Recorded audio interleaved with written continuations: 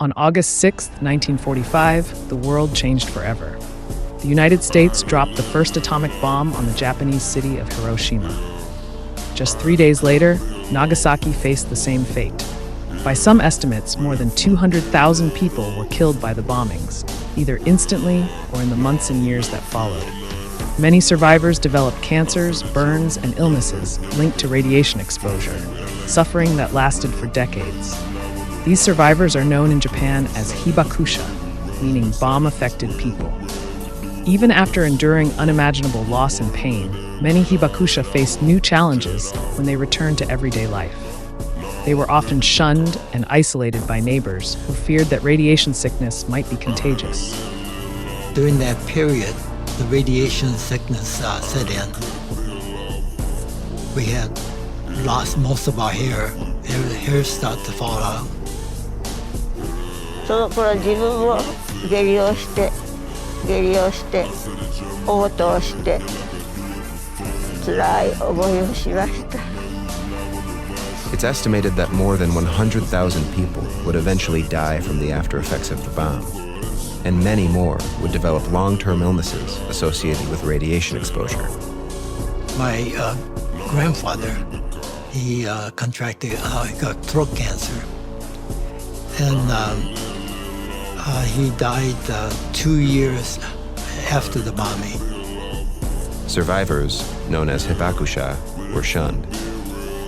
放射能は移るんだという、そのためにいろんなことを諦めなかった。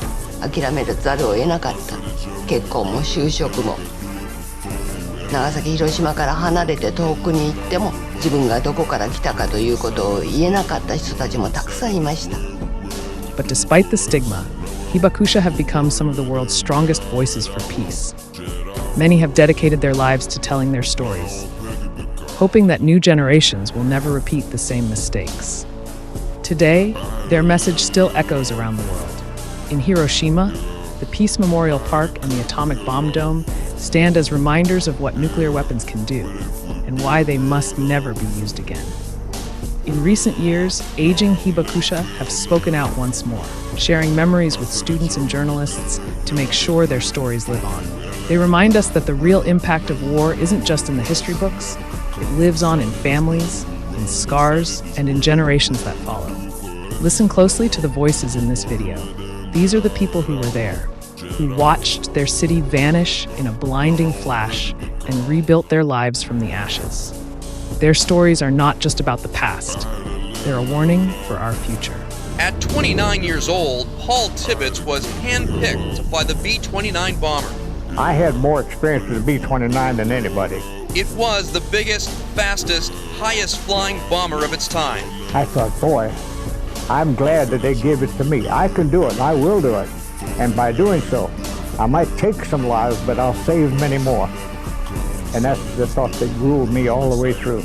On August 5th, 1945, at an expense of $2 billion, the U.S. military unveiled the atomic bomb. It weighed 9,700 pounds. Because of its weight, it had to be loaded via a special loading pit. Just before takeoff, Tibbets had the plane's nose painted in honor of his mother, Enola Gay. The crew takes one last photo before takeoff. They're given cyanide pills in case they're captured. On August 6, 1945, the Enola Gay leaves Tinian Island. It would carry out the most violent act ever known. It was the most boring flight that I ever made because nothing went wrong.